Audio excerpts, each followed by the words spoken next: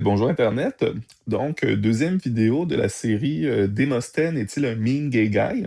Et pour cette vidéo, ce que je vais faire, c'est que je vais parler de deux discours différents, qui sont, on pourrait dire, les deux premiers discours que Démosthène a composés.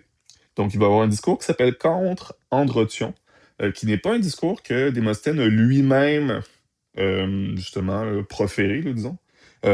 C'est un discours qu'il a écrit pour des amis, parce qu'à l'époque, il était encore trop jeune pour pouvoir se présenter justement devant les assemblées athéniennes et porter des discours ou défendre des lois ou accuser des gens.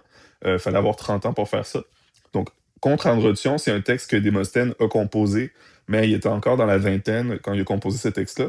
Et l'autre discours que je vais mentionner, c'est sur la couronne triérarchique, qui est le premier discours que Démosthène aurait justement lui-même porté devant une assemblée athénienne et qu'il aurait défendu publiquement. Donc, c'est ça. De ce côté-là, ce qui est intéressant avec ces deux discours-là, c'est que Démosthène a une fixette sur la flotte navale d'Athènes.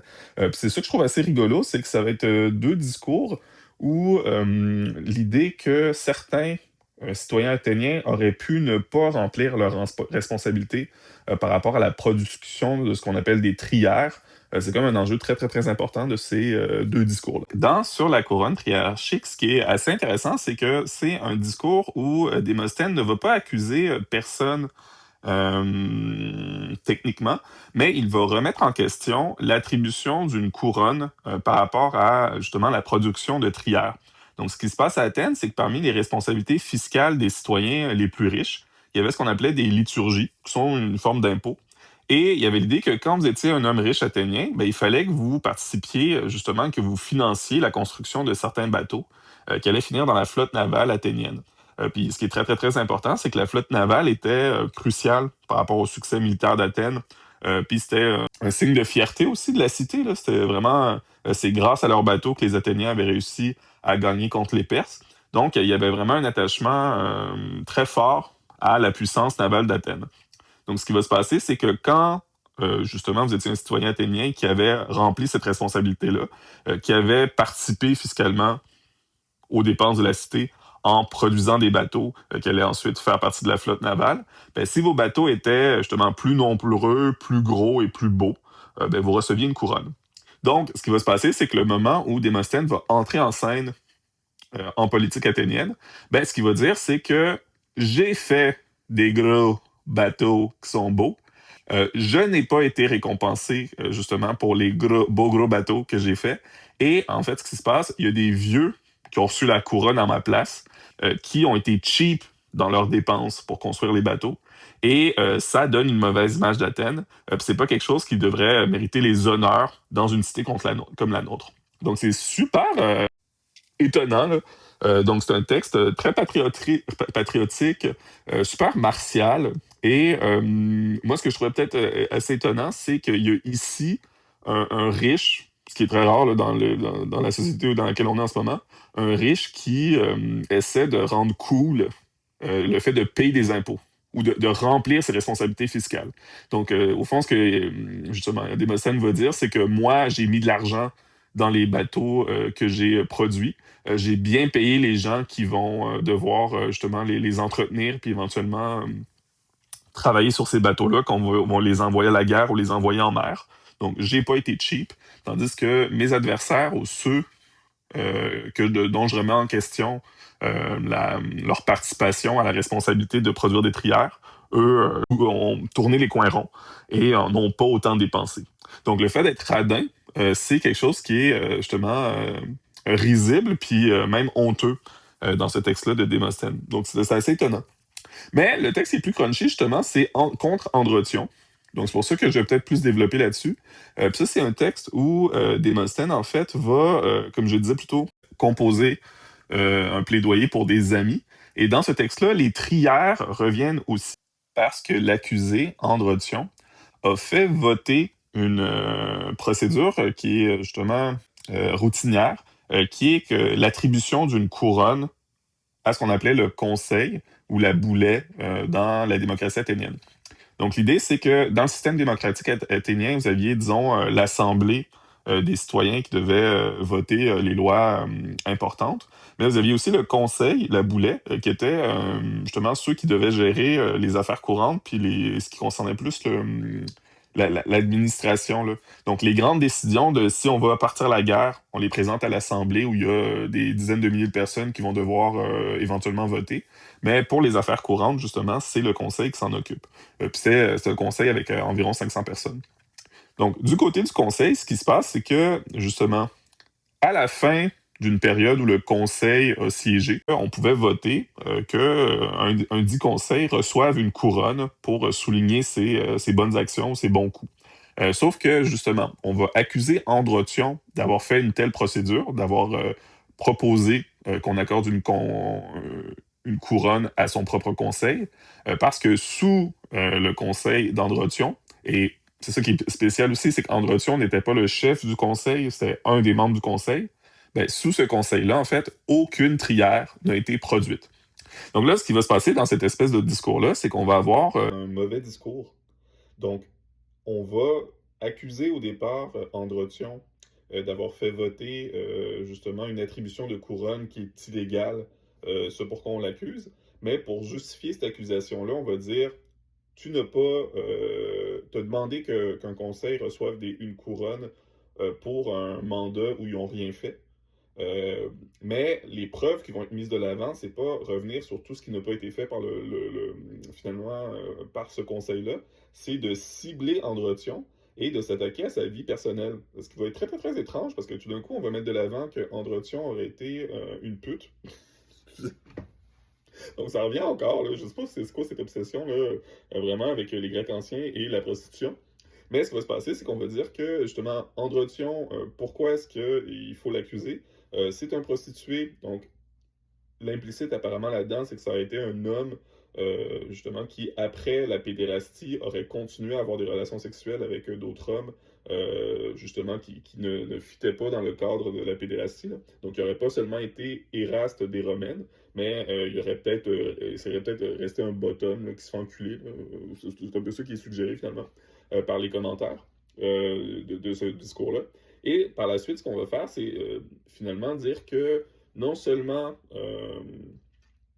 Androtion a agi illégalement dans cette attribution de couronne-là, mais il a aussi agi illégalement dans d'autres sphères de sa vie. Mais ce qui devient très bizarre, c'est qu'au final, au cours de ce discours-là, on ne sait pas trop, tu sais, on oublie en fait c'est quoi la procédure illégale initiale, parce que tout ce que ça devient, c'est finalement une attaque à la personne où on n'arrête pas de traiter Androtion de pute. Donc c'est assez incroyable.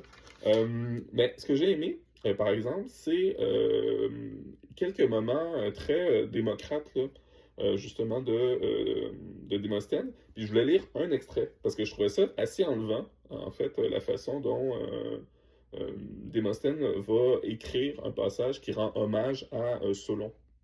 Donc, l'avantage de l'extrait que je vais lire, c'est que ça explique en fait là, c'est quoi l'obsession des Grecs anciens avec la prostitution. C'est qu'il y avait l'idée, au fond, que si il y avait une loi à Athènes durant la période démocratique, que si vous étiez un citoyen athénien qui s'est prostitué, ben, vous n'étiez pas quelqu'un qui pouvait participer à la vie démocratique. En fait, vous ne pouviez pas rédiger de loi ou vous présenter à l'Assemblée pour faire des propositions ou les défendre. Donc, l'idée, au fond, c'était que ben, il fallait défendre la démocratie des sell-out. C'est un peu ça l'idée. Donc ici, ce qui va se passer, c'est qu'on accuse Androtion d'être un prostitué, mais finalement, peut-être ce qu'on a en tête, c'est plutôt de l'accuser d'être essentiellement un sell-out. Bon. Donc comment est-ce que ça va être formulé notamment, là, parce que c'est formulé à plusieurs endroits. Ça va être formulé une fois dans le paragraphe 30 de contre Androtion. Donc je vous lis ça. Il vaut aussi la peine, citoyen d'Athènes, d'examiner aussi Solon. Donc Solon, c'était un politicien athénien qui est responsable un peu euh, de l'organisation démocratique de la cité, en fait. C'est quelqu'un qui a fait une réforme des lois athéniennes qui a permis, en fait, que le système démocratique s'installe. Donc c'est un peu, justement, c'est leur politicien historique là, à qui les Athéniens doivent la démocratie. Donc c'est une référence, c'est une autorité morale en quelque sorte. Il vaut aussi la peine, citoyen d'Athènes, d'examiner aussi Solon. l'homme qui a promulgué la loi, et d'admirer la sollicitude qui a été la sienne pendant toutes les lois qu'il faisait à l'égard de notre régime, et combien il se préoccupait davantage de celui-ci que de l'affaire sur laquelle il légiférait. Bien des exemples permettent de le vérifier, et tout spécialement cette loi qui interdit aux prostituées de parler ou de rédiger. Il constatait que la plupart d'entre vous, alors que vous avez la possibilité de parler, vous ne parlez pas, de sorte que cette punition n'avait rien de rigoureux. Du reste, s'il avait voulu punir les prostituées, il disposait de nombreux autres moyens plus sévères. Mais ce n'est pas cela qui le préoccupait. Et s'il a édicté cette interdiction, c'est dans votre intérêt et celui du régime. Car il savait, oui, il savait que pour les hommes qui ont vécu dans la honte, le régime qui de tous l'aurait le plus insupportable est celui où tout le monde a le droit de dénoncer leur infamie. Quel est ce régime? La démocratie.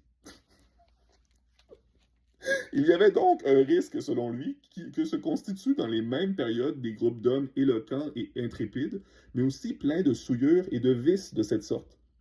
Entraîné par eux, le peuple pourrait commettre bien des erreurs et eux-mêmes pourraient soit tenter d'abattre complètement le pouvoir du peuple, car dans les oligarchies, eux-style vécus plus honteusement qu'Androtion, on n'a pas le droit de dire du mal des gouvernants, soit inciter les gens à se comporter le plus mal possible pour qu'ils leur ressemblent le plus possible.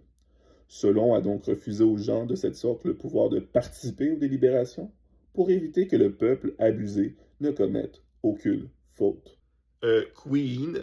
Donc, je ne vais pas plus développer là, sur les différents arguments que Démosthène développe dans ce discours-là, parce que c'est pas très bon, là, franchement. C'est vraiment des attaques à la personne.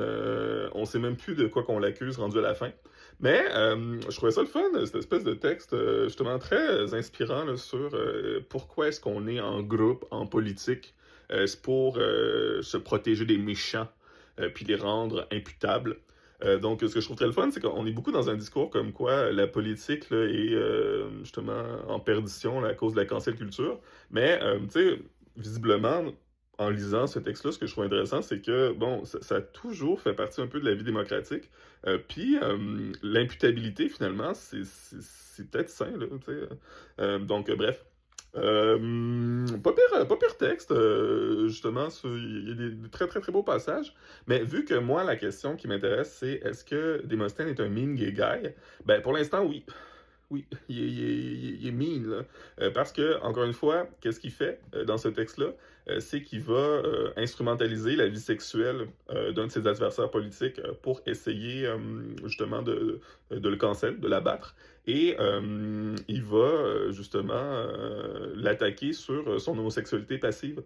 Donc, la façon dont il justement va weaponize, donc va utiliser les informations qu'il aurait sur la vie intime d'Androtion pour l'attaquer publiquement comme ça. C'est très très très méchant. Et j'ai hâte de voir à quel point c'est une tactique là, qui est récurrente. Parce que visiblement, finalement, quand Échine, contre un Timarque, accusait Timarque de prostitution, c'est peut-être en fait une tactique qui est plus répandue là, que ça en a l'air dans la vie politique athénienne du 4e siècle. Donc voilà, voilà. C'est où j'en suis dans mes lectures justement de Démosthène. Puis on va continuer. On lâche pas. Parce que là, on est à Démosthène qui a 30 ans. Là. Puis il va vivre quand même longtemps. Là. C'est pas fini sa vie politique. Là. Puis c'est pas son dernier discours.